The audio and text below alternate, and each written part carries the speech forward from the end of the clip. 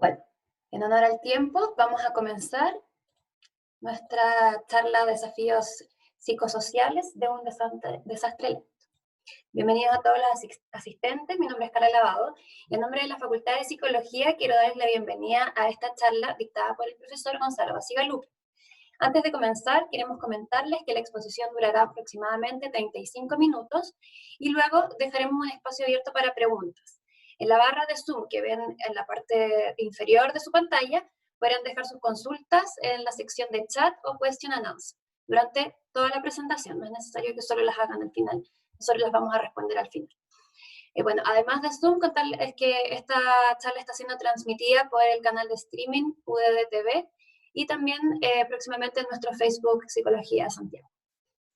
Esperamos que la tecnología y las conexiones nos acompañen, pero les pedimos consideración si es que tuviésemos algún problema técnico durante la charla, algún problema de conexión o de audio, nos pueden ir avisando por el chat. Comentarles también que tras esta presentación vamos a dejarla disponible en nuestro sitio web psicología.udd.cl. Y agradecemos, bueno, a los 500 inscritos e interesados en participar en esta charla. Ya vamos en una convocatoria de cerca de 200 personas. Así que dejarles hecha la bienvenida a que nos sigan en nuestras redes sociales también. Ahí vamos a ir informando todas nuestras próximas actividades. Nos encuentran en Instagram como Psicología UDD. En nuestra página web también tenemos nuestro calendario de actividades donde van a poder encontrar charlas de diferentes temáticas vinculadas a la psicología y la contingencia. Bueno, a continuación quiero dejar con ustedes al coordinador del área de Psicología Social Comunitaria, el doctor Jaime Alfaro, y también director del Centro de Estudios en Bienestar y Convivencia Social, CEPS, de nuestra facultad. Así que, Jaime, te doy la palabra para que des una breve presentación. Gracias, Carla. Buenos días a todos y todas. ¿Se escucha bien, ¿no es cierto? ¿Sí? Muy bien. Qué bueno. Gracias. Bienvenido. Y una breve presentación del contexto de esta conferencia. Entiendo que en este nuevo medio, el tiempo corre rápido, así que va a ser muy preciso. Básicamente, en primer lugar, quiero agradecer al doctor Gonzalo Bacigalupe por el conocimiento que nos va a aportar en este día. Estamos muy interesados y pensamos que va a ser una tremenda contribución su avance en temas como de tecnologías y gestión de desastres, y en particular la conferencia hoy día sobre los efectos psicosociales de la pandemia COVID. Te lo agradecemos, muchas gracias Gonzalo por la contribución que nos va a hacer. También agradezco a la profesora Loreto Ditzel por haber, en primera instancia, haber pensado en contribuir a la formación de sus alumnos y alumnas a través de reflexiones como esta, y haber inicialmente convocado al profesor Bacigalupe, y además abrirse y promover que esta conferencia sea más amplia y sea dirigida al grupo que asiste hoy día a ella. También agradezco a Carla Lavado y su equipo de comunicaciones por estar implementando esta conferencia y otras que se han implementado en la facultad. Han hecho un tremendo trabajo de innovación e implementación en muy poco tiempo, que es muy meritorio sin duda. Todas estas capacidades y recursos, conocimientos y energías hacen sinergia con nuestro afán como facultad de promover la ampliación, profundización del conocimiento de nuestros alumnos y alumnas, pero no solamente ellos, sino además el conjunto de la comunidad. Sin duda que esto hace mucho sentido y va muy en la línea de nuestro sello de responsabilidad pública, así que me alegra mucho que podamos estar realizando esta conferencia. Fortalece este compromiso nuestro de responsabilidad pública. También decir que hace mucha sinergia con nuestra área social, tanto en su línea investigativa como formativa, el área social comunitaria de la facultad, que tiene un interés permanente de promover conocimiento, discusión y contribuir a mejorar el aporte que puede potencialmente, y que debe hacer la psicología a los temas país, sin duda, qué tema más relevante para Chile que el que estamos viviendo. Solo decir que sabemos que esta reflexión y este diálogo sin duda que aportará a mejorar la calidad de vida y el bienestar de todos y todas, lo que nos parece muy relevante y nos deja muy contentos. Así que gracias Gonzalo, gracias Loreto, gracias Carla. Hola, buenos días a todos. Yo les quiero presentar al doctor Gonzalo Bacigalupe. Él es profesor de Counseling Psychology en la Escuela de Educación y Desarrollo Humano de la Universidad de Massachusetts, Boston, e investigador de SIGIDEN, liderando proyectos de educación, participación ciudadana y resiliencia frente a los desastres. SIGIDEN es un centro de investigación para la gestión integrada del riesgo de desastres conformado por un equipo de investigación multidisciplinario e interuniversitario. Gonzalo es también artista plástico, muy buen artista plástico de pintura abstracta. Él estudió psicología en la Universidad Católica, realizó un doctorado en terapia familiar en la Universidad de Massachusetts Amherst y un magíster en salud pública en la Universidad Harvard. Es integrante de la American Psychological Society y es miembro del directorio de Family Process Institute. Nos ha parecido particularmente interesante invitarlo al curso de Diagnóstico y Diseño de Intervención Psicosocial para estudiantes de psicología de la UDD. Invitación que ha generado mucho interés y que hemos ampliado a otros públicos para compartir el análisis psicosocial de esta pandemia. Gonzalo, es un gusto tenerte con nosotros. Bienvenido. Muchas gracias, Loreto. Muchas gracias, Jaime. Es bueno encontrarse después de tantas décadas en esta conferencia. Bienvenidos a todos y a todas, a todos a esta conversación.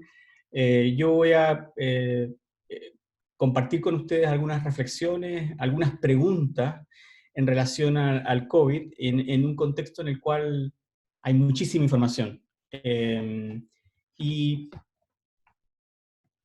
está. Y de alguna manera, primero que nada, reconocer que vuestra presencia aquí es en sí un éxito. De alguna manera, el que ustedes estén acá significa, son un ejemplo de algunos de los mecanismos que utilizamos para poder sobrevivir a un trauma. Estamos viviendo una situación traumática y quisiera que ese fuera como uno de los mensajes centrales en esta presentación de hoy día.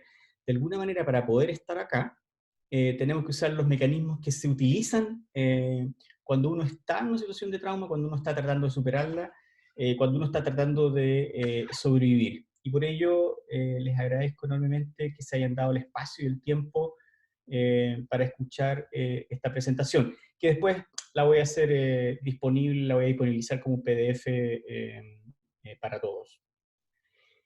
Estas son como algunas de las preguntas que quisiera conversar y después realmente me interesa mucho escuchar, ver cuáles son las preguntas que ustedes tienen a través del chat más tarde, pero estas son algunas que a mí me llaman mucho la atención.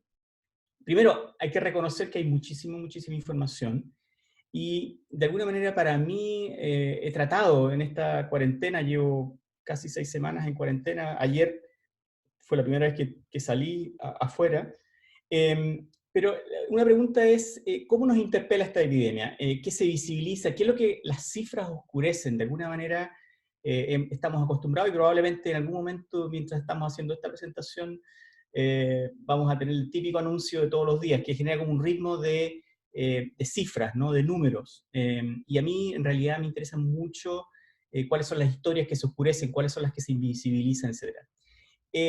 Por otro lado, me gustaría reflexionar, aquí hay un público fundamentalmente de psicólogos, gente que trabaja en el área de salud mental, y hay gente que le interesa la salud mental. Y en ese sentido, bueno, ¿cuál es nuestro discurso en el discurso público? ¿Cuál es nuestro rol? Y me interesa muchísimo pensar en eso, decir que hay distintas maneras de participar como profesionales, como expertos, como investigadores, como clínicos. También, obviamente, es pensar, bueno, cuál es el impacto que tiene la pandemia en los individuos, en las familias, y de alguna manera pensar, bueno, ¿cuál es nuestro rol en mitigar los efectos en la salud mental de lo que estamos viviendo? ¿Qué es esta incertidumbre frente al virus mismo? Y cuáles son, de alguna manera, las directrices generales que debemos comunicar con quienes nos relacionamos. Ustedes en general en esta presentación van a ver algunas, en lo que estoy proyectando, ven en la parte de atrás, digamos, algunas de mis pinturas, que de alguna manera son pinturas de estas últimas semanas, durante cuarentena, que de alguna manera intentan reflejar esta incertidumbre, ¿no? El arte es una manera de hacerlo. Podría ser en otra presentación, pero creo que de alguna manera espero que los inspire a pensar en esto.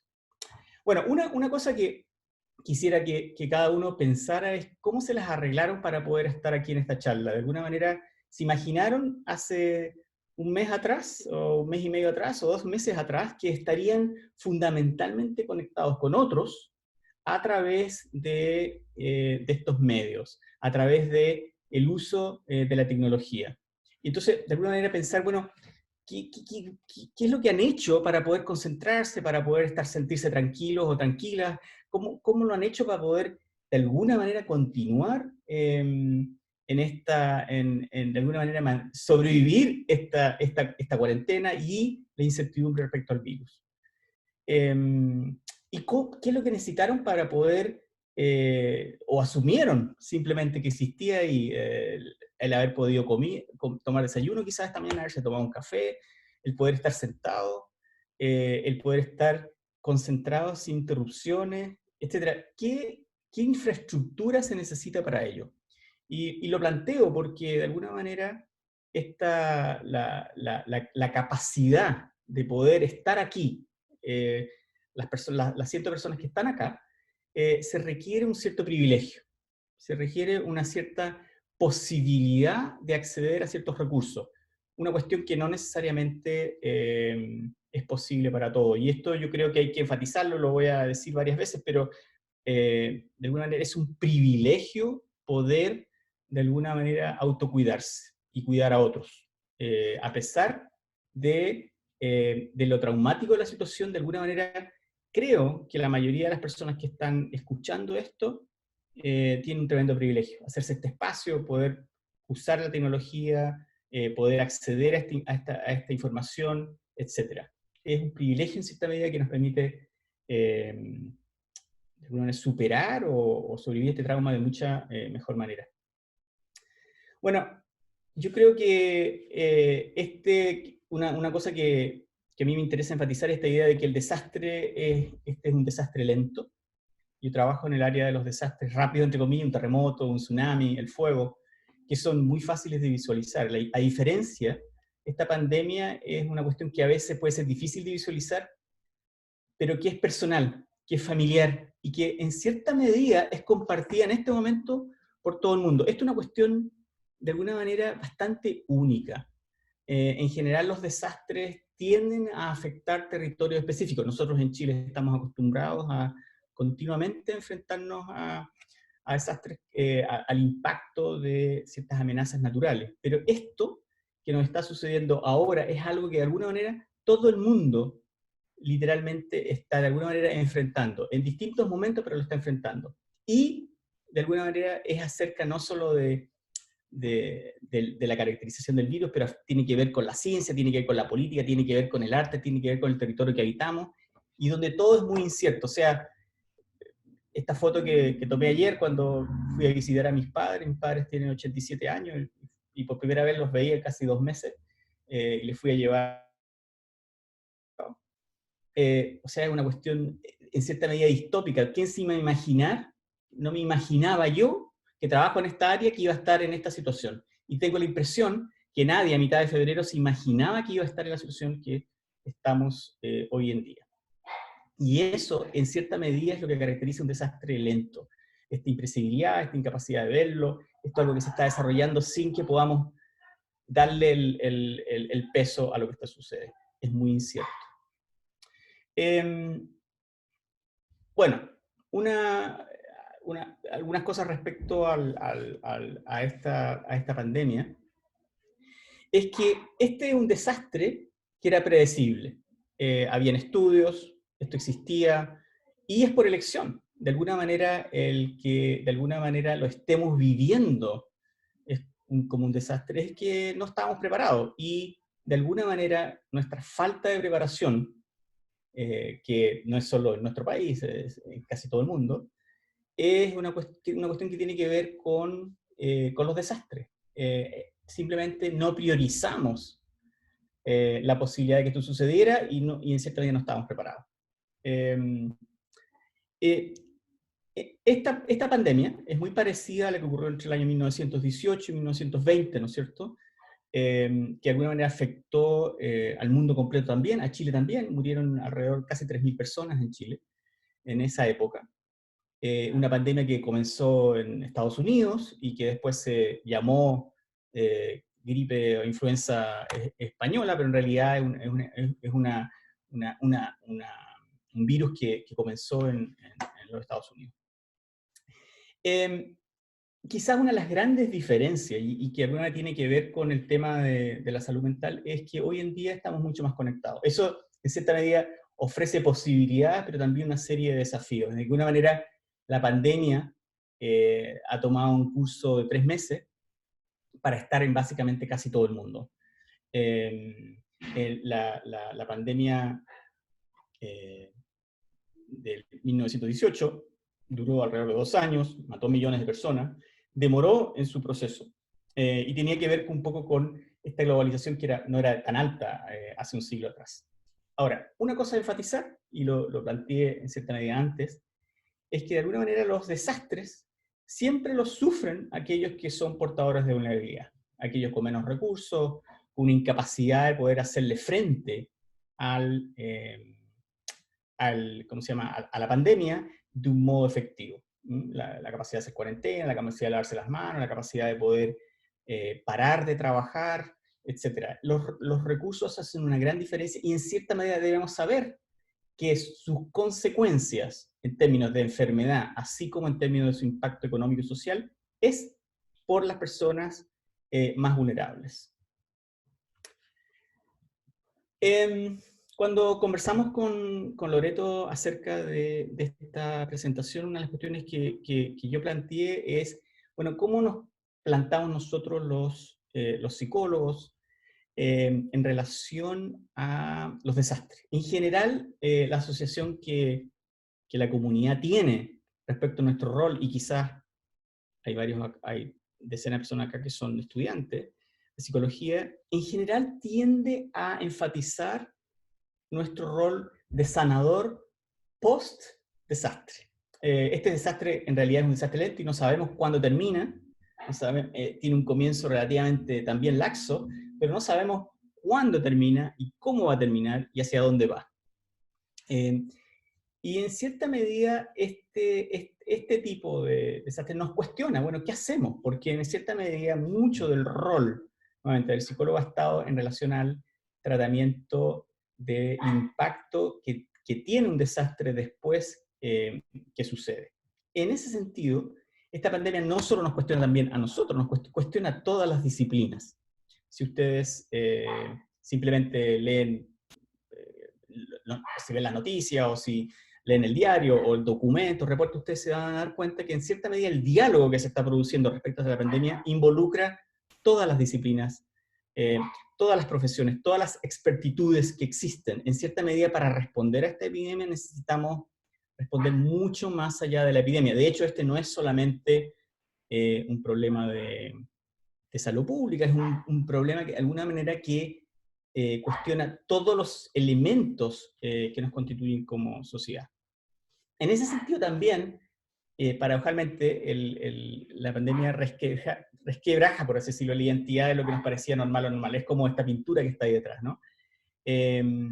Y creo que una cuestión que también es muy importante es que el énfasis, ¿no?, en esto de pensar en la evidencia, es que la ciencia debe ser de alguna manera balanceada con una ética del cuidado. Voy a decir un poquito más en eso. Entonces, en cierta medida, creo que esta es una oportunidad para repensar el rol que tiene la psicología en relación a los desastres. Bueno, como estamos en una escuela de psicología y de alguna manera yo me puse a hacer un esquemita, un poco, este es de ayer, ¿no? Probablemente se va a transformar en un paper en algún momento cuando tengamos tiempo para hacerlo, con algunas de las ideas que yo creo que a mí me interesan y que de alguna manera tienen relación con lo que estamos tratando de hacer sentido. Como ustedes, yo también estoy tratando de hacer sentido de esta locura que estamos de alguna manera viviendo, y lo estamos tratando de hacer desde la perspectiva de lo que sabemos. En ese sentido, yo acá planteo voy a desglosar algunas de estas ideas, pero básicamente cómo pensar sistémicamente, cómo pensar en la cosa del trauma, cómo pensar en la ética del cuidado, cómo pensar en la política. Y cuando digo la política me refiero a la política en grande, ¿no? Cómo nos organizamos, cómo pensamos en la comunicación en crisis, yo creo que ahí también tenemos un aporte, la cuestión de nuestro entendimiento, cómo entendemos la ciencia, y algunas recomendaciones acerca de cómo cuidar o cuidarnos. Y insisto, esto es una cuestión transdisciplinaria, esto no le corresponde solamente a la gente que hace salud pública, o a la medicina, o a los biólogos, o a los que trabajan en la cosa de infecciones, sino que en general a todos nosotros. Al principio dije que estábamos todos viendo un trauma, ¿y por qué? Una de las cosas que nos pasa en esta pandemia es que no podemos escapar. No podemos simplemente decir, ya, el siguiente día yo me olvido de esto. Esto no es mío, esto aquí no pasa. Es imposible escapar la situación. Y eso es algo que es típico del trauma. No podemos hacer sentido. Es muy difícil, de alguna manera, poder sintetizar la gran cantidad de información y información contradictoria. ¿Usamos mascarilla o no usamos mascarilla? ¿Dónde se conduce el virus? Debemos, etcétera. Las millones de preguntas que nos hacemos diariamente. No hay claridad. Es muy, a pesar de que quizás hay ciertas directrices, etcétera, en realidad la falta de claridad es permanente en una situación como esta. La sensación de pérdida. La sensación de pérdida del contacto. ¿Cuándo voy, por ejemplo, a poder abrazar a mi madre o a mi padre? Si son ancianos, ¿los podré abrazar? Si se mueren, ¿voy a poder ir al funeral? Es una sensación de pérdida en concreto para mucha gente, la pérdida del trabajo, la pérdida de los recursos, la capacidad de poder ayudarte y ayudar a los otros. El trauma, una de las cosas que se plantea mucho es esta cosa de la disociación. Nos disociamos para poder funcionar. El poder estar acá, conversando, implica que de alguna manera tengo que desconectarme de la preocupación, desconectarme de la ansiedad, etc. Nos distraemos. La desconcentración yo creo que es una de las cuestiones más gigantes en este momento. Tanto para aquellos que estamos trabajando desde la casa, como para aquellos que tienen que salir a trabajar porque no pueden quedarse en la casa, la distracción es permanente, lo cual nos lleva a la posibilidad de tener accidentes, lo cual nos lleva a ser menos productivos, lo cual nos lleva, etcétera, etcétera. Es una distracción permanente. Estamos en miles de cosas todas al mismo tiempo. Yo espero que en este momento me estén escuchando a mí, pero asumo que están con el teléfono, a lo mejor están con otro computador, o van, no sé. Y el anestesiamiento, que es una traducción muy mala de la expresión en inglés, el numbing.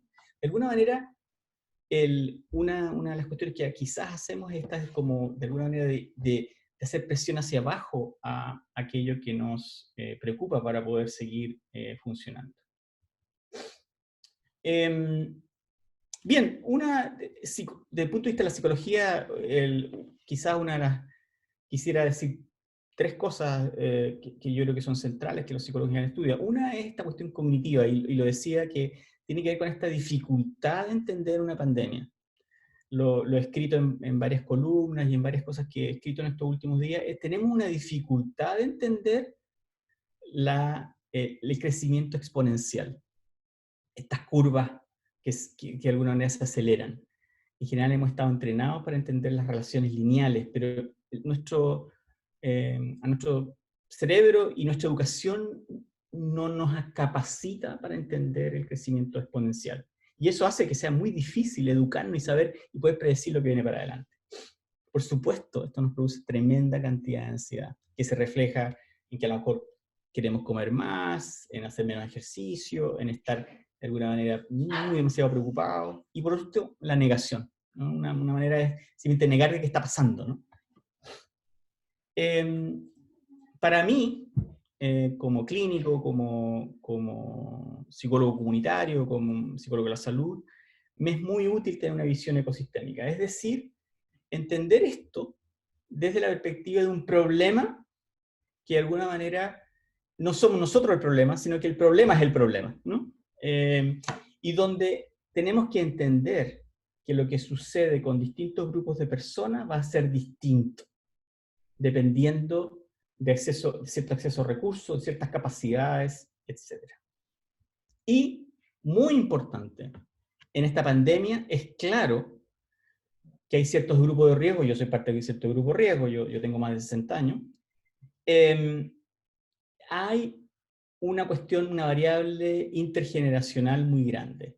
En esta pandemia, el grupo de riesgo son los ancianos, son los adultos mayores y a su vez son los que tienen coexistencia. Y esas coexistencias en general están asociadas también con una mayor edad. Eso hace que desde el punto de vista intergeneracional las estrategias de qué hacer van a ser distintas. O sea, una cuarentena no necesariamente, por ejemplo, sea progresiva, sea local, sea general, lo que sea, va a tener distintas implicaciones y debiera considerar el que es para distintos grupos, ¿no?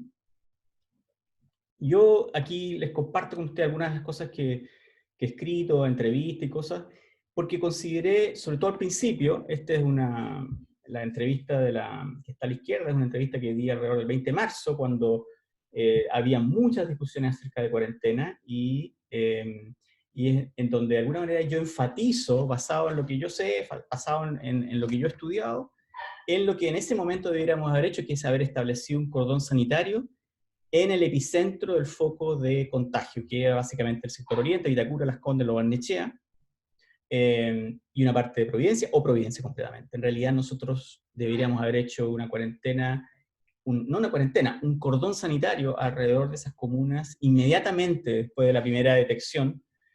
Como lo escribí en otro lado, digamos, sabíamos que el foco infeccioso iba a sucederse con personas que viajaban, personas jóvenes, y bueno, y sucedió en las escuelas, etcétera, inmediatamente en la semana siguiente del comienzo de clases.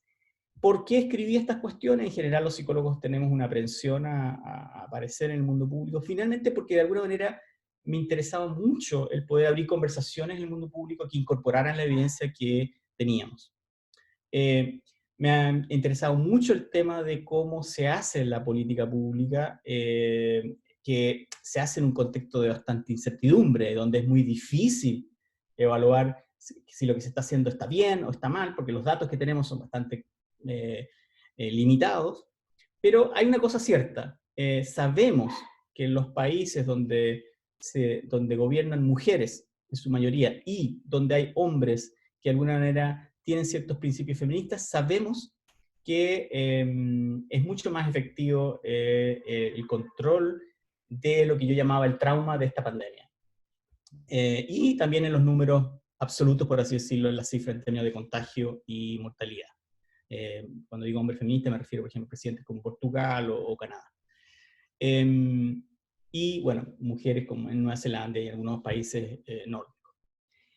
Uno de los roles que yo creo que también nosotros, y es uno que ha adoptado muy seriamente en lo personal y en lo público, es que de alguna manera nosotros debemos ser capaces de utilizar nuestros conocimientos para ayudar a inocular la epidemia de noticias falsas.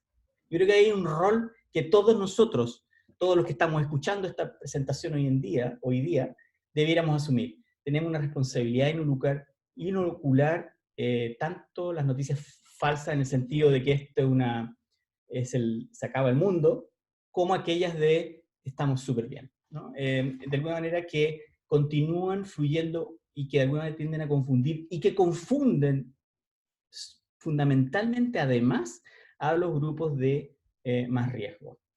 A las personas que no necesariamente tienen acceso digital, que tienen menos alfabetización, los con menos recursos, etc. Finalmente yo quisiera decir que tenemos un rol en poder asesorar mejor cómo es la comunicación en crisis. En una crisis es muy importante comunicar, y comunicar con distintos grupos, con distintas necesidades, que necesitan distintos mensajes. Necesitamos ser transparentes. Yo he sido parte del grupo de miles de científicos e investigadores que hemos exigido transparencia respecto a los datos para poder analizarlos, para poder evaluar, para poder sugerir, para poder criticar también, pero también para poder evaluar qué está funcionando y qué necesita corrección. Necesitamos comunicar la incertidumbre, necesitamos que nuestros líderes nos cuenten qué es lo que no saben y que lo sepamos. de alguna manera eso nos permite recuperar la confianza. Tiene que ser focalizado, tiene que de alguna manera enfocarse a algunos de los mensajes centrales, algo que de alguna manera se ha ido mejorando, digamos, de manera, como por ejemplo hacer cuarentena, qué significa lavarse las manos, etcétera, etcétera, etcétera, qué significa usar una mascarilla, etcétera.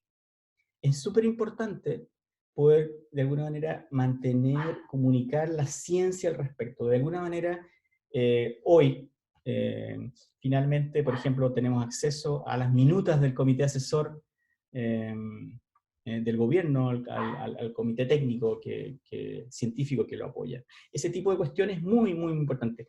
Es también la comunicación en crisis, que es muy distinta a la comunicación en crisis desde la perspectiva de un negocio, de una industria, pero en el mundo público es poder de alguna manera poder llamar a la participación, el poder de alguna manera involucrar a las personas. ¿Qué es lo que cada uno puede hacer? ¿No? Tiene que tener un discurso del cuidado. Es central, es central. De alguna manera tiene que haber una clara intención de cuidado del otro. Tiene que incorporar la crítica. De alguna manera no se la tiene que tomar en forma personal la crítica a la gestión. De alguna manera tiene que poder incorporar qué elementos de esa crítica hace sentido incorporarlo en la modificación de las políticas públicas y finalmente, por supuesto, en el desarrollo de la confianza. Siempre me preguntan algunas cosas en términos de recomendaciones, y hay miles de recomendaciones, ¿no? Una, de alguna manera, que quisiera enfatizar tiene que ver con cómo mantenemos la distancia física, por un lado, que no es el aislamiento social. El aislamiento social en sí es una especie de virus. ¿Cómo mantenemos la distancia social y al mismo tiempo la cercanía social? ¿No? Eso es una cuestión, y hay distintas maneras, y es algo que de alguna manera tienen que resolver las redes, generar, mantener y solidificar las redes, el capital social, como plantean algunos colegas, es muy importante. ¿Qué pasa durante la cuarentena en particular? Una, que lo que era conflictivo o en la incertidumbre se intensifica. Esto lleva a, por ejemplo, los conflictos de pareja, los conflictos padres-hijos, los conflictos en general familiares, algunos que pueden ser totalmente normales, se intensifican. Y con ello la violencia y el abuso, la violencia física, el abuso sexual, por ejemplo, se multiplican. Y por ello los psicólogos tenemos que ser capaces de entender dos cosas. Una, cómo lo prevenimos, por un lado, y otro, es que vamos a tener una demanda de servicios en esa área. La incertidumbre es una cuestión también central, es decir, porque esto parece no tener fin, no sabemos, ¿no?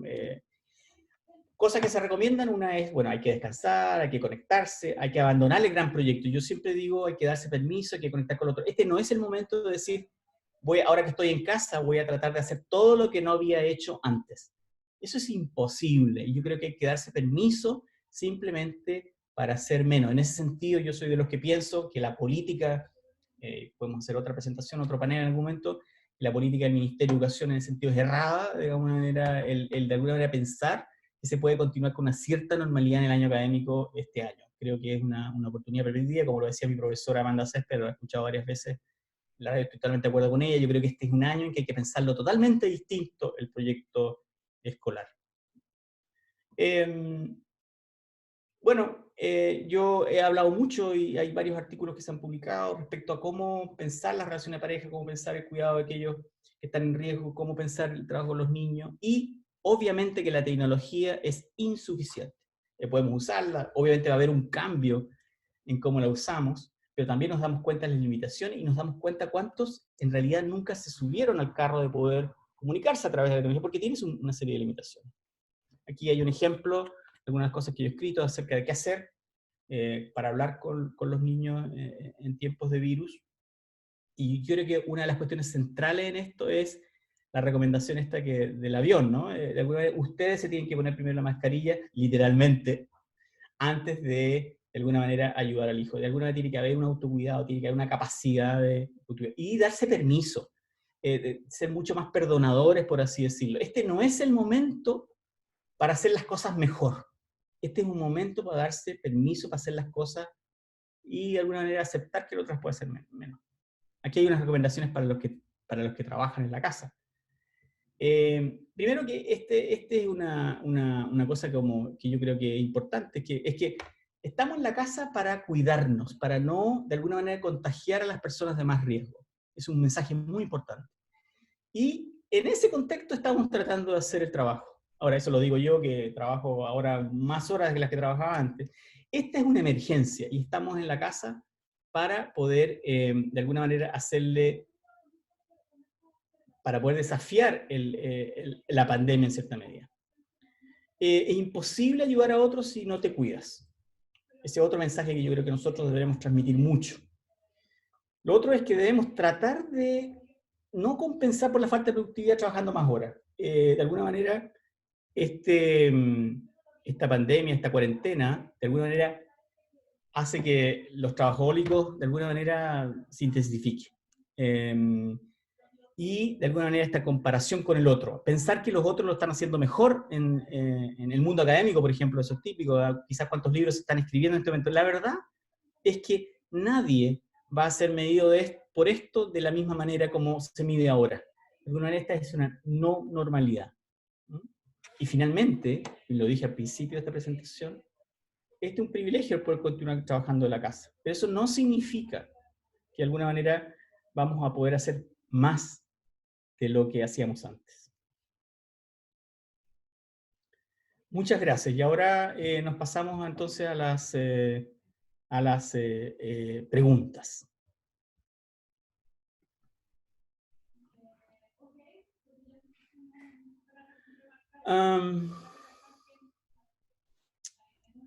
Hay una pregunta sobre, dice, respecto a la variable intergeneracional, ¿se podría hablar de un miedo a la pérdida de la herencia cultural ni el micro macro de la trascendente conflicto de lealtad con padre y madre que había que cuidarle a la distancia, lo paradójico?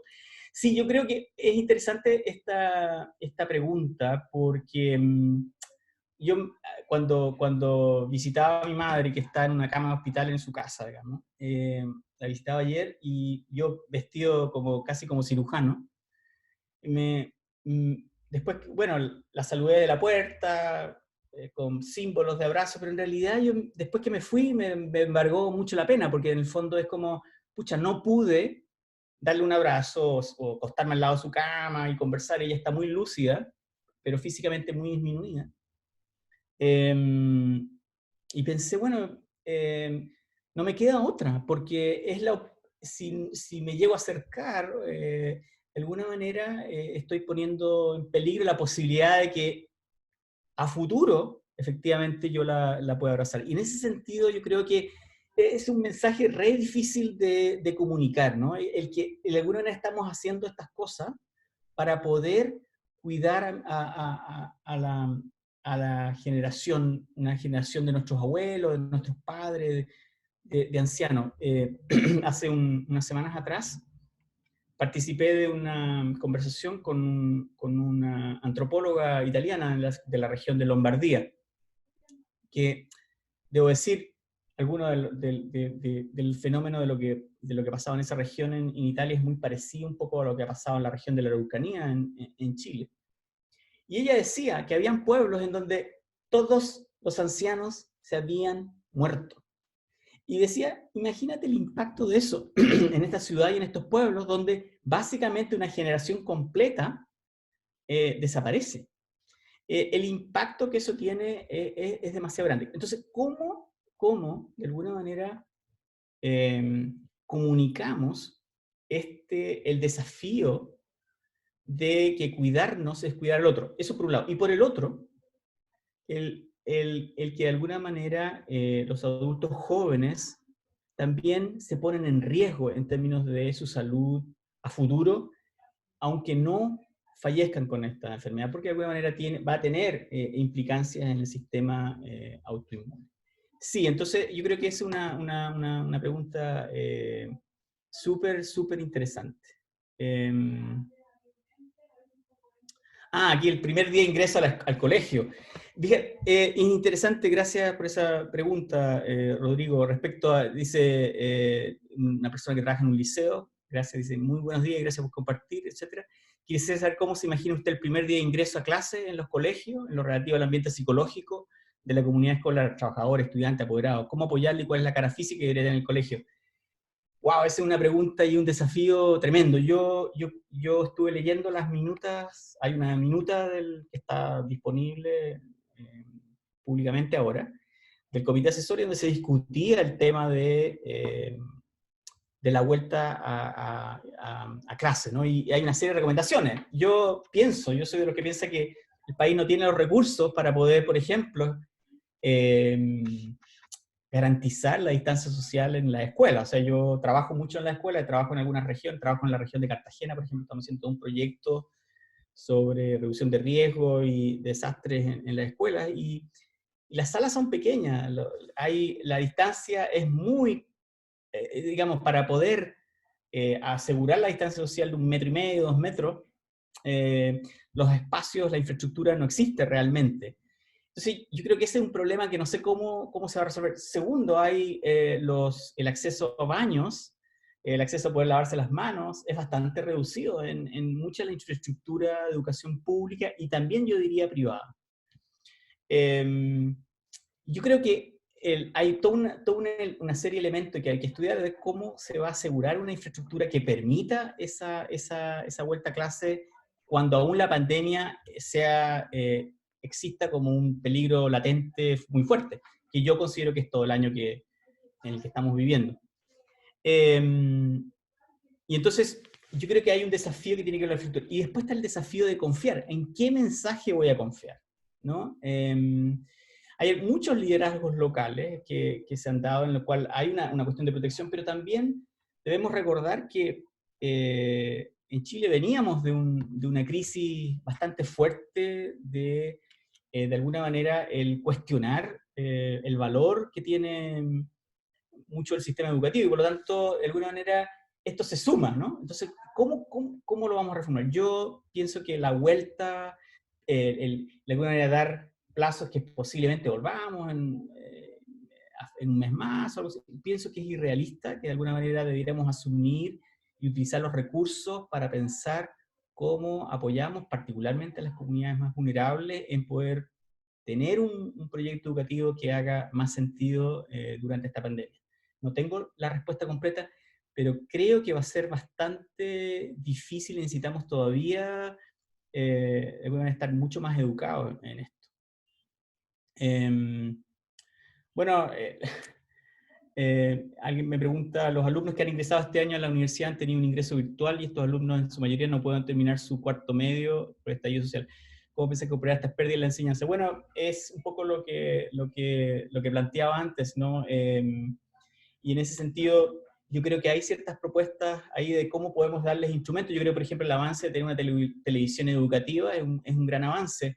Vamos a tener que, de alguna manera, poder apoyar a padres y apoderados para aliviarles la carga. Vamos a tener que poder hacer algo para apoyar a los profesores que no necesariamente están preparados para proveer educación remota, especialmente con los más pequeños. Cómo se hace educación remota con un niño de 8 años, por ejemplo, sin que necesariamente haya un adulto supervisando, etc. Yo pienso que de alguna manera es muy probable que durante este año al menos se intensifiquen muchas de las desigualdades que existen a nivel educativo, y es algo que de alguna manera vamos a tener que enfrentar en los años que siguen. A ver.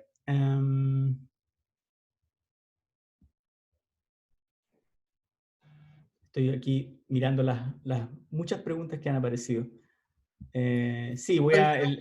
para el link. Te interrumpo un ratito. Sí, dale.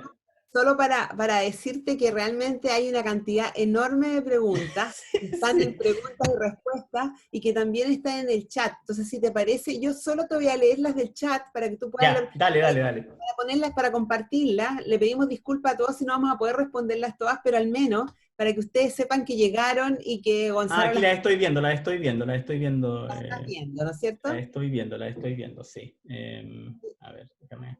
Por ejemplo, Rodrigo López dice, encargado de convivencia, muy buenos días y gracias por compartir estos difíciles momentos para todo el mundo. Quisiera saber cómo se imagina usted el primer día, que ese ya lo respondí. Eso es lo que acabo de contestar, sí. Juliana García dice que es interesante que está pasando, ver lo que está pasando en Chile, post estallido social respecto a la articulación de redes y comunidades que se formaron fuertemente a partir de ello.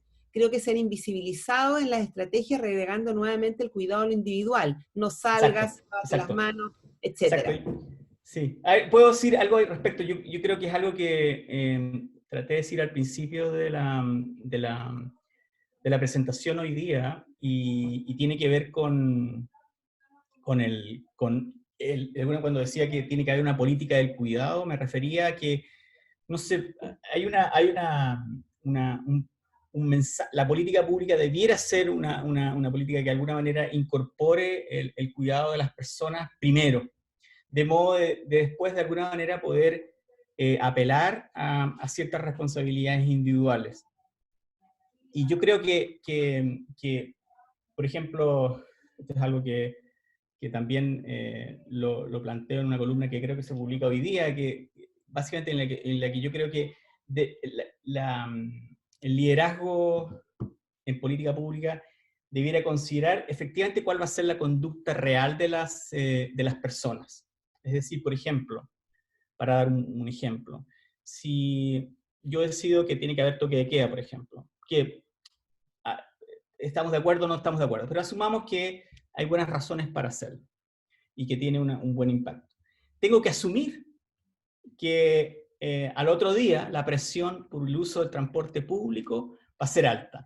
Yo no puedo asumir que la gente simplemente se va a comportar de una manera distinta. De alguna manera la gente va a querer ir al trabajo y por lo tanto se va a aglomerar cerca de una estación del metro si es que no tiene otra, por así decirlo, alternativa para llegar al trabajo. En ese sentido, a eso me refiero con una política de cuidado. De alguna manera tengo que pensar qué es lo que las personas de alguna manera van a hacer en un contexto de recursos limitados. Y eso es válido tanto para la educación remota como lo va a hacer cuando volvamos a abrir escuelas y liceos. En cierta medida, las universidades probablemente van a estar mucho mejor preparadas. Las universidades en general, la mayoría, no todas, tienen quizás otros recursos que de alguna manera el sistema público de educación no lo tiene. Y en ese sentido, yo creo que una política de cuidado tiene que ver con no solo asumir que cada uno tiene que hacerse responsable, porque no todos se pueden hacer responsables. Eso es una cuestión muy, muy, muy importante. Estoy mirando aquí las preguntas y los chats, que hay muchísimas. Alguien pregunta acerca, bueno, buenísima la pregunta, es una pregunta perenne respecto al uso de las tecnologías, ¿qué vamos a hacer con los adolescentes, en particular con el uso de la tecnología en la casa, que se magnifica? Yo estuve conversando, tuve una conversación con gente con psicólogos, con gente que trabaja en esta área, y uno de ellos decía, y a todos les parecía que la evidencia es clara, que en este contexto traumático, esa es una pelea perdida.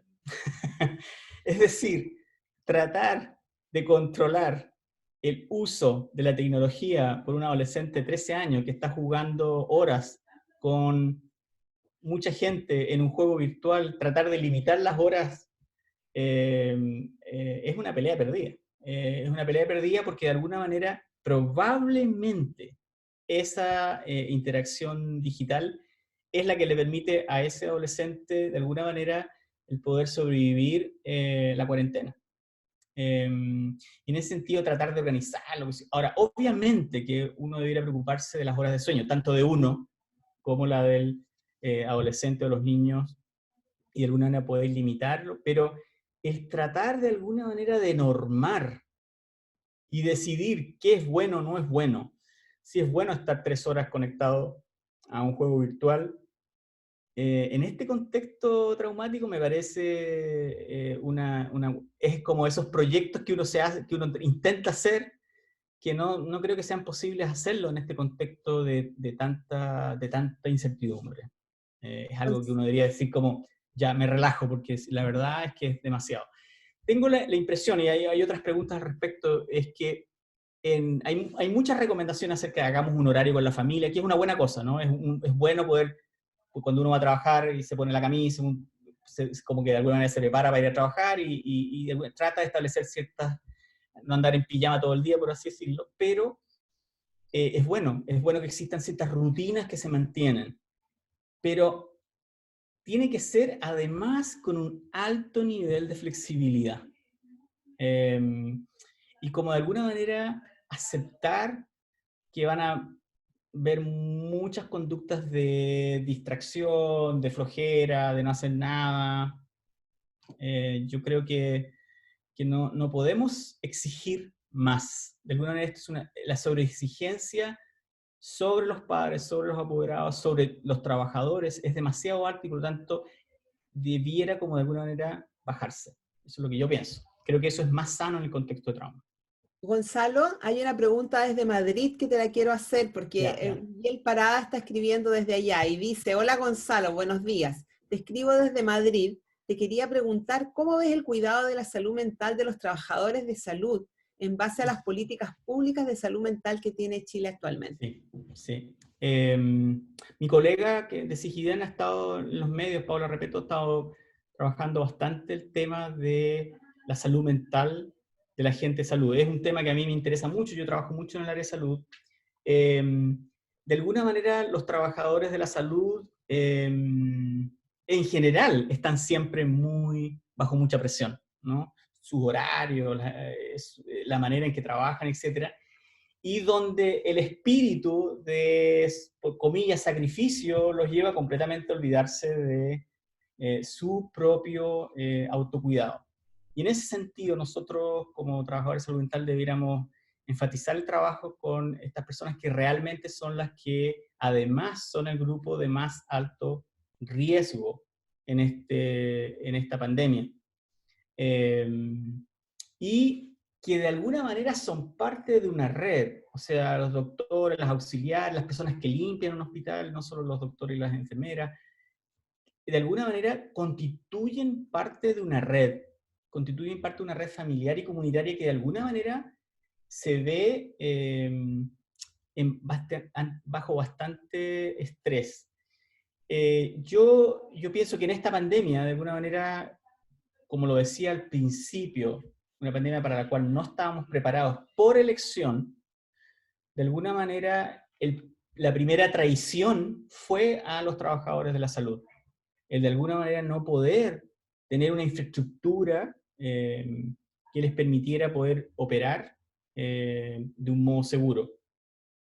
Eso por un lado. Y por el otro, a nivel individual, en términos de la gente que trabaja en salud, es que existe esta máxima de ayudar, de alguna manera poder ayudar al otro, y eso los pone en peligro.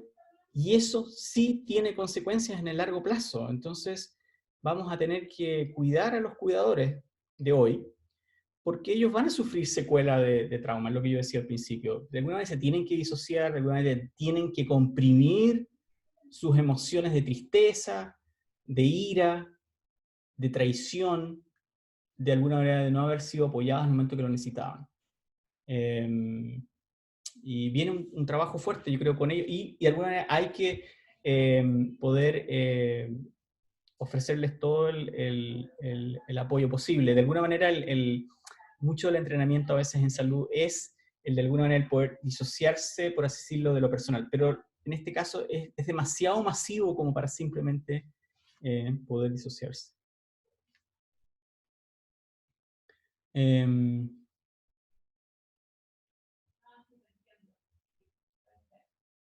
A ver, vamos a ver. Aquí hay una pregunta sobre lo que pasó en Michigan, que es muy interesante.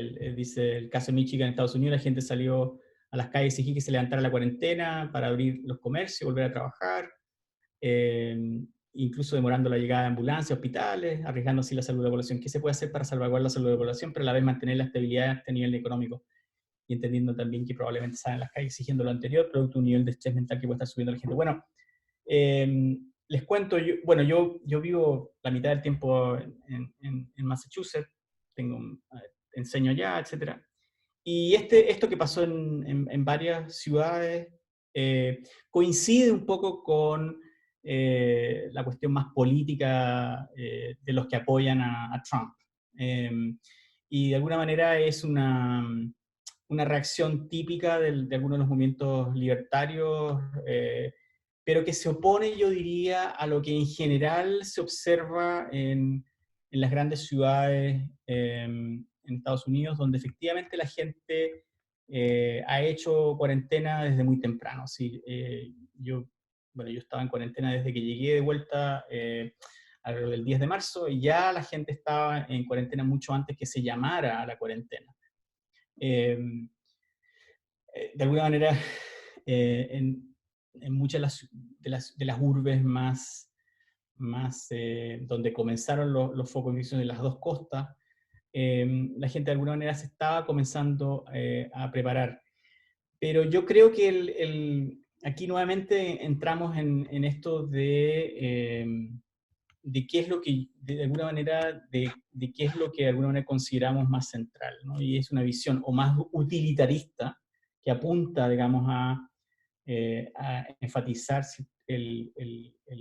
digamos, en cierta medida, la normalidad del sistema económico como estaba, con una posición que tiene más que ver con el cuidado de las personas. Hay un estudio, en este momento no recuerdo exactamente, un estudio hecho en el que se muestra que de alguna manera cuando paralizas, cuando de alguna manera asumes que va a haber una pérdida económica, pero que a su vez, con un costo económico alto, pero a su vez te comprometes a tener un costo de vidas bajo, de alguna manera eso probablemente en el mediano y largo plazo va a tener consecuencias mucho más positivas, que es un poco lo que está pasando en Nueva Zelanda, porque genera una confianza grande en el sistema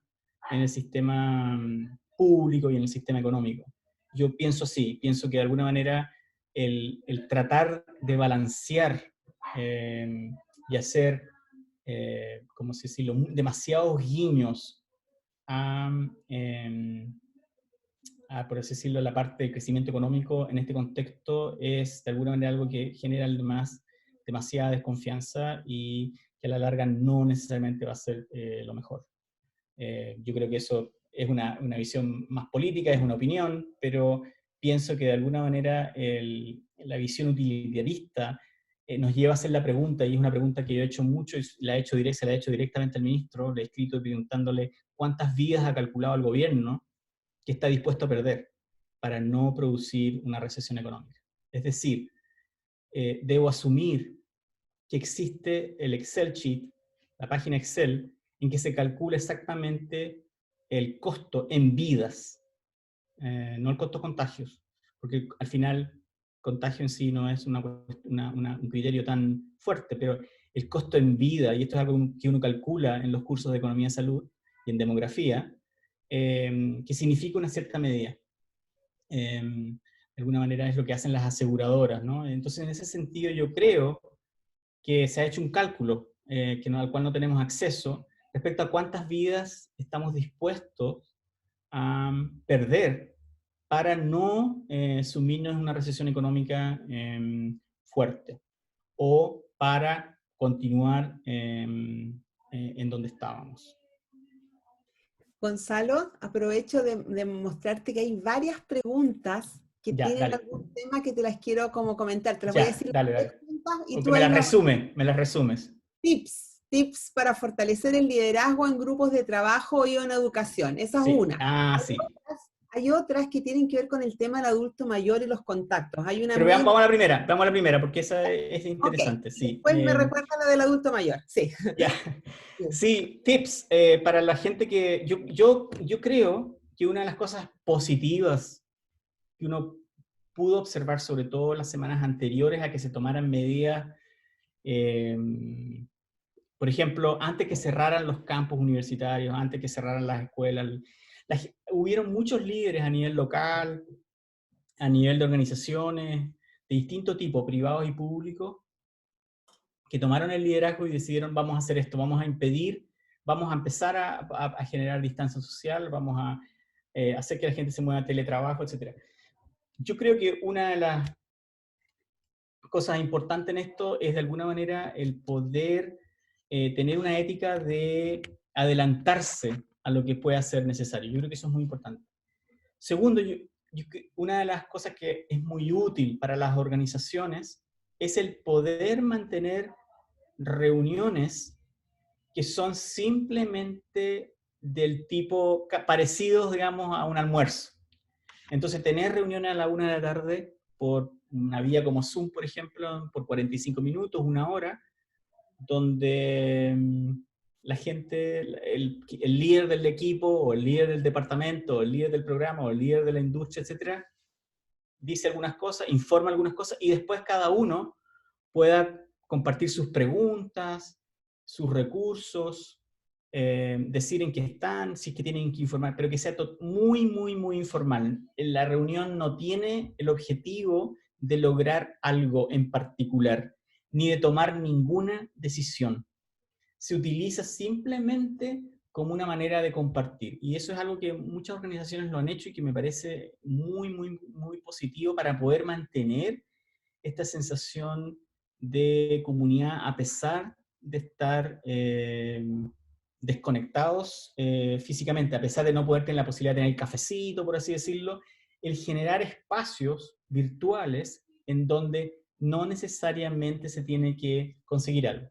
Y donde además se puede dar espacio si es que alguien pide ayuda respecto a información o algo que necesita en el momento. Es una muy buena manera de ocultar en qué están las personas.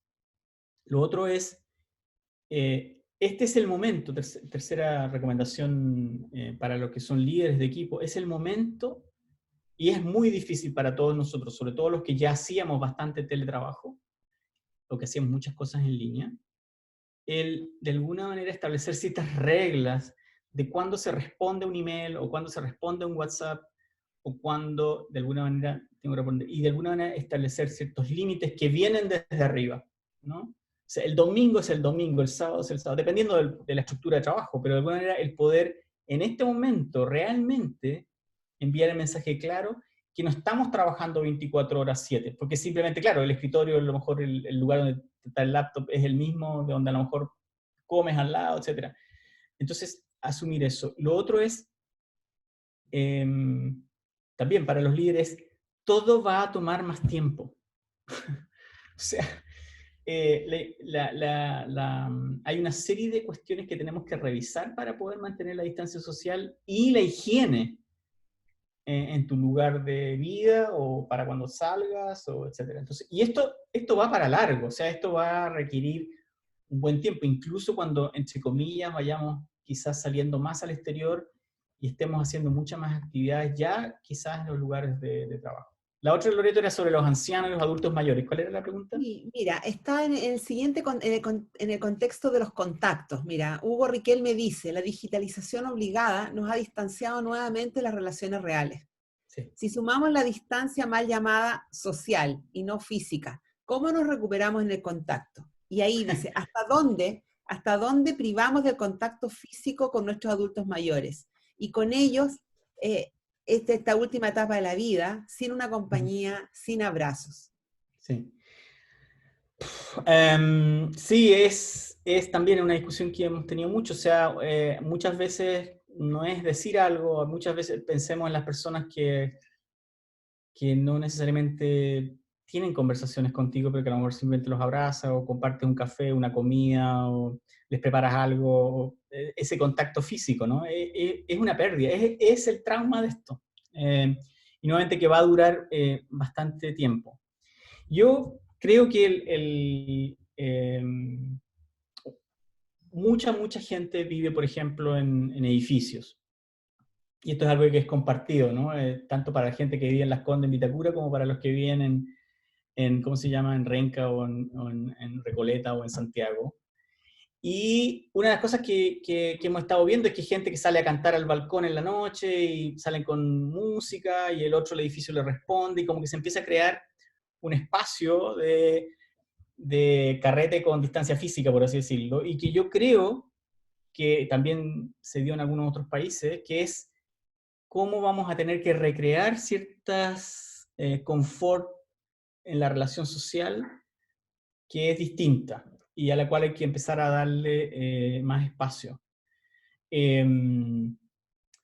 Pero es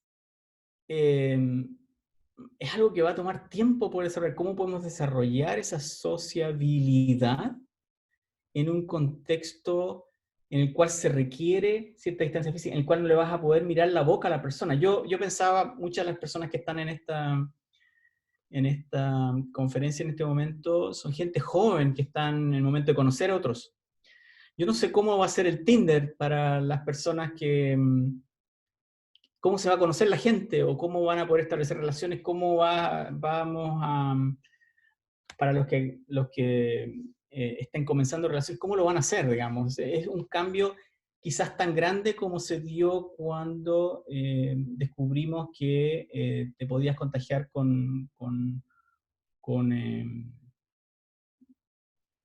una infección o con un contagio sexual y que te podías morir, digamos, ¿no? Cuando fue cuando empezamos a conocer acerca del HIV, AIDS, del SIDA, ¿no? De alguna manera van a tener que venir ciertos cambios en nuestra interacción que está muy basada en una cuestión de piel a piel. Por otro lado, pienso, y es muy interesante, yo lo encuentro fantástico, que se va a tener que eliminar este besuqueo constante, que era un besuqueo además que para muchas personas lo vivían como una manera de amedrentamiento. Y vamos a tener que inventar otras maneras de poder decirle al otro que lo queremos, o que lo sentimos, etc. Y yo creo que eso va a requerir todavía el tiempo. No lo tengo claro cómo va a ser, pero es un desafío bastante grande, ¿no? El poder de alguna manera, cómo manifestarme al otro, diciéndolo que lo aprecio, sin que necesariamente tenga que compartir fluidos con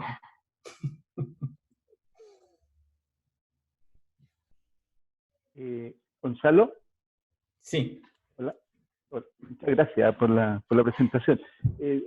Respecto a esto de los cambios que van a venir, que estabas tú planteando recién, tú planteaste en tu exposición vinculaciones entre lo que nos estaba pasando y temas como la globalización. Hablaste de temas también de las políticas públicas, vulnerabilidad. Se salieron mucho las preguntas, también temas de recursos, temas del sistema escolar, en fin. En ese marco, pensando como reflexiones generales para adelante, para lo que viene, digamos, meses. Y en el contexto de que en Chile estamos en un proceso de cambio, estamos repensando hasta la casa común, estamos pensando cosas respecto de cómo organizarnos. También hablabas tú de que problematizaba la organización social. ¿Qué piensas tú que esto nos puede dejar? Porque además pensaba que he visto ahí gente que habla de que esto es, que podrían venir más, que esto también podría ser episódico. Sí. Una reflexión que no sé que va más allá de este tema, sí, digamos, pero... Yo lo planteé... En esto. Sí. Mira, hay dos cosas. Bueno, hay muchas cosas, pero dos cosas que se me ocurren importantes. Una es, una pandemia como esta cuestiona nuestra identidad personal, profesional, organizacional. De alguna manera nos cuestiona, bueno, ¿qué estábamos haciendo? ¿No? ¿Qué es importante? ¿No? Y eso es una reflexión que de alguna manera viene y que probablemente se está dando. ¿Qué valorizamos más? ¿Qué nos importa? ¿Para qué nos preparamos? ¿Cuál es el tipo de vida que queremos hacer? Etcétera. Más allá de las limitaciones que tienen que ver con cómo, por ejemplo, estamos haciendo esta conferencia, que a lo mejor no hubiera tenido tanta gente si la hubiéramos hecho en la sede de la universidad, ¿no es cierto? En un tiempo normal. Pero de alguna manera nos plantea una serie de cuestiones identitarias. Ahora, por otro lado, en ese sentido yo soy un poquito más pesimista que optimista. Pienso que, o sea, para mí una lectura obligada es Naomi Klein, para entender qué pasa durante un desastre. Y durante un desastre generalmente se intensifican, particularmente sus consecuencias, aquello que ya estaba. de alguna manera todo queda igual y peor. De alguna manera se intensifican, y bueno, es lo que yo creo que estamos visualizando en lo que sucede en mi otro país, que es Estados Unidos, donde se están intensificando ciertos elementos de desigualdad, ciertos elementos de racismo, cierta aceptación de una cierta crueldad, de una cierta negligencia, etc. Y donde el cuestionamiento de en qué utilizamos los recursos públicos no necesariamente está muy presente.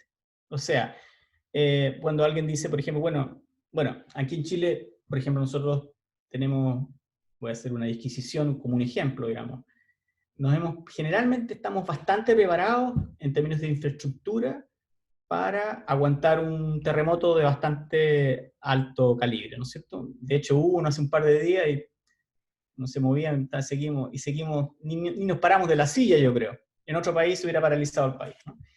Nosotros hemos asumido bien a nivel de Estado, continuamente a través de nuestra historia, que debemos aprender de lo que ha sucedido en las catástrofes que hemos tenido en los 60, en el 2010, etc.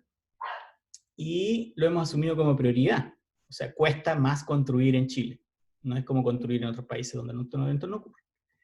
Pero asumimos otros riesgos de los cuales no nos preocupamos mucho. Entonces construimos edificios en playa, por ejemplo, destruyendo el sistema ecológico del lugar, asumiendo el gran riesgo que puede significar un tsunami, etc. Asumimos ese riesgo, no lo priorizamos como...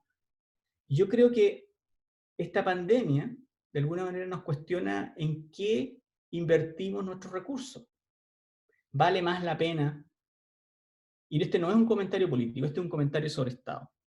¿Vale más la pena tener muchos tanques o vale más la pena no preocuparnos si va a haber capacidad hospitalaria para atender mucha gente que pueda enfermarse?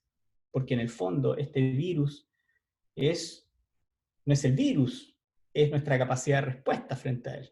Y esto es lo que se enfrentó España, y esto es lo que se enfrentó Italia. Yo viví en España, y España tenía un sistema de salud pública fenomenal. De hecho, algunas comunidades lo tienen y no han tenido los problemas que han tenido otras, porque la crisis ha sido fundamentalmente en Madrid y algunas otras de las comunidades que estaban mal preparadas por una destrucción progresiva de su sistema público de salud y una desconfianza tremenda en su capacidad de responder. Lo mismo en las regiones que más afectó esto en Italia. No es el poder del virus, es nuestra incapacidad de prepararnos para algo que es posible predecir, ¿no? 3/4 de los mamíferos en el mundo son murciélagos. O sea, la posibilidad de que haya contagio entre un murciélago y una persona es muy alta. Sabemos, no es cuando alguien dice nos pilló desprevenido. Sí, nos pilló desprevenido, pero no porque no supiéramos que venía. Entonces, desde un punto de vista, yo creo que esto nos va a hacer cuestionar esta idea. Una de las, yo que estudié salud pública hace no mucho, hace unos 15 años atrás, cuando hace 15 años atrás uno estudiaba la epidemiología de las infecciones y estudiaba la epidemiología de las enfermedades crónicas, el énfasis en las últimas décadas ha sido en las enfermedades crónicas, porque hemos asumido que estamos mucho más desarrollados y que no son las infecciones el problema, que las infecciones las podemos enfrentar. Pero resulta que las infecciones, matan millones de personas todos los años, o sea, matan mucha gente todavía. O sea, la crisis del ébola es una crisis continua, que ha sido contenida, etcétera, etcétera. Y esta crisis ahora puede paralizar el mundo completo, o sea, pero es porque no nos preparan. Entonces yo creo que ahí, ojalá, existe una respuesta de decir, ok, ¿cómo vamos a priorizar esto? ¿Cómo lo vamos a preparar para no tener que tener conversaciones acerca de cómo hacerlo? Ya estaríamos listos, lo hacemos. O sea, cuando hablamos del éxito de algunos países como Corea, es porque estaban preparados. No es porque se les ocurrió hace 3 semanas atrás qué hacer. No es porque tienen una reunión en el ministerio 3 veces a la semana para decir, no, estaban preparados, ya se sabía cuáles iban a ser las personas que iban a poder opinar, sabían, etcétera. Tienen una infraestructura lista. Ahora, ¿eso significa que en otras cosas no invierten? Probablemente, no lo tengo claro. Insisto, es este nivel de preparación. Y eso incluye no solo el sistema público, sino que incluye también, por ejemplo, el sistema de educación. O sea, Corea tiene un buen sistema de educación. O sea, y bueno, nos va a llevar a cuestión. Yo espero que esto nos haga mucho más proclives a tener una conversación seria respecto a la vivienda, a la educación y a la salud, para asegurar la salud, la vivienda y la educación de todos, no solo de los más vulnerables. Esto no se trata de que construyamos más casas, se trata de que entonces todos nos podemos asegurar una mejor calidad de vida. Esto es acerca de todos, no de unos. Pero obviamente que hay que repensar esto, lo que llamamos los portadores de la vulnerabilidad, que son los más afectados durante los desastres. Gonzalo, te quiero llevar a otro plano, Ya, vamos. aprovechando además tu multifacética perfil. Aquí hay una pregunta que nos lleva a esto, que dice, qué bonitos tus cuadros, dice Gabriela Isuardi. Dice, estaba pensando, ¿qué sería esta pandemia sin los libros, la música, las películas? Entonces ella dice, soy profesora de música y ballet, y más que hacer clases online, he tratado de abrazar a mis alumnos a través del arte. ¿No será el momento de replantear en las mallas curriculares que las asignaturas que aportan al espíritu debieran tener la misma importancia que las que alimentan el conocimiento y entrenamiento físico? Bueno, la respuesta se la acaba de dar, o sea, yo no sé qué más agregar. Por supuesto, pero no solo el arte, es la literatura. Yo creo que este año 2020 debiera ser un momento en que a lo mejor exploramos la pluridiversidad, la riqueza literaria, artística, de la naturaleza, qué podemos observar de nuestros balcones, de nuestras ventanas, explorar también las relaciones interpersonales de otras maneras. O sea, no es solo, yo creo que en este contexto eso es muy, muy, muy importante. Para mí ha sido central poder, les estoy mostrando algunas pinturas aquí atrás mío, el poder pensar en el arte no solo como esta cosa secundaria, pero sino que como algo extremadamente que nos ayuda en el espíritu. O sea, si probablemente las cosas más diseminadas en este contexto han sido cuando estos músicos se juntan y comparten su arte, porque eso eleva el espíritu. O sea, yo creo que eso es algo central. Y la música, porque es algo que de alguna manera puede ayudar a las personas, no solo emocionalmente, sino que además, en términos de su salud, uno de los grandes problemas de la cuarentena, y en ese sentido debo estar de acuerdo con algunos mensajes incluso que plantea el ministro de Salud, que a veces no le creo algunas cosas, pero tiene toda la razón. O sea, la cuarentena tiene externalidades negativas. Nos puede preservar del virus, pero nos va a hacer subir de peso, nos va a poner más riesgo para problemas cardiovasculares, nos pone en situación quizás de violencia, etcétera, etcétera. Entonces yo creo que esto es importante, el poder pensar qué habilidades más allá de las que miden las pruebas estandarizadas son necesarias para poder tener una mejor calidad de vida. Son las 10:52. Ya estamos como cumpliendo ya una hora de esta maravillosa encuentro virtual contigo, Gonzalo, en que estás compartiendo con nosotros muchas reflexiones, dándonos tips, ayudándonos a ver y reflexionar conjuntamente el aporte de la psicología, la pandemia que estamos viendo, cómo de aquí podemos sacar lecciones además para como país, como personas, como psicólogos, del sentido de nuestro trabajo y además vinculado con una expresión artística que la hemos podido ir apreciando a lo largo de tu disertación. Entonces, yo diría que me gustaría como escuchar de qué manera te gustaría hacer unas palabras finales, con qué te quedas, si nos quieres dejar a nosotros además. Acá hay muchos estudiantes de psicología muy interesados en poder ir buscando otros ámbitos y otros campos laborales, además de los más tradicionales, Sí, sí. y donde ven esto también como una experiencia interesante de poder en vivo ir formándose y observando la realidad desde una mirada más técnica y profesional. Entonces, en ese sentido, me gustaría escuchar si quieres agregar algo en este marco más de la formación y también de lo que ha sido para ti este espacio acá en la Facultad de Psicología de la UDD. Sí, una cosa, hay algunas preguntas preguntando por recursos. Quiero decirle a todos que me van a mandar el chat y los escritos y voy a tratar de empezar a compartir esta información. Yo uso mucho Twitter, así que es mi apellido, y donde puedo compartir algunos de los documentos. Hay personas que preguntan documentos respecto a ciertas cosas, podemos empezar a compartirlo. A ver, primero que nada, esto es una reflexión en curso, ¿no? Yo creo que yo comparto, como todos, esta incertidumbre y pienso que la incertidumbre tiene un aspecto que tiene que ver con la curiosidad.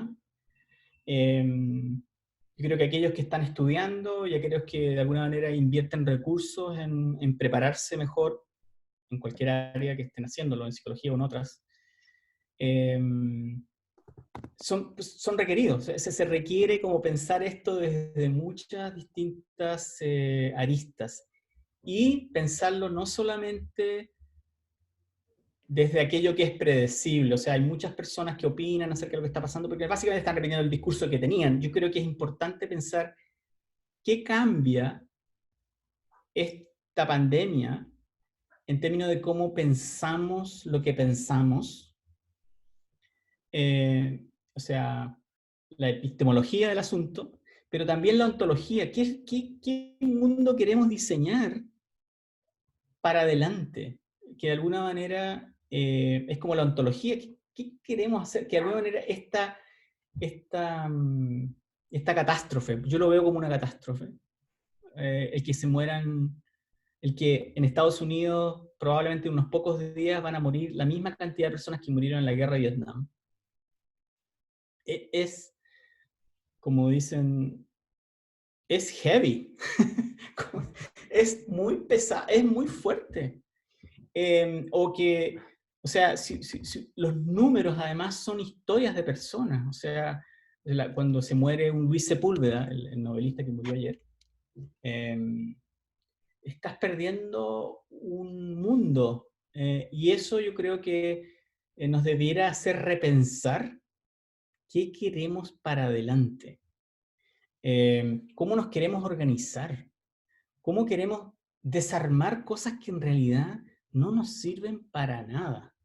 Entonces, eso es a nivel personal. Es como cuando uno termina yo esto hace como 6 años atrás, estuve en una UTI, en una unidad de tratamiento intensivo, me iba a morir. La mitad de la gente que entra a una UTI se muere, así. Y uno cuando está en esa, uno dice, ahí uno decide ciertas cosas, es el cliché de que la muerte te hace repensar la vida, ¿no? Entonces, pero eso a nivel no solamente individual, sino que a nivel social, a nivel familiar. Y yo creo que nosotros, como profesionales, deberíamos poder ser de ayuda a otros a repensar eso, y eso ocurre a nivel, insisto, a nivel individual, familiar, comunitario, también a nivel político. Y bueno, si estamos vivos y podemos tener reflexiones, es un tremendo privilegio. Yo agradezco mucho el haber estado en esta conversación, que a mí me va a dar como algunas nuevas ideas para poder seguir pensando en esto.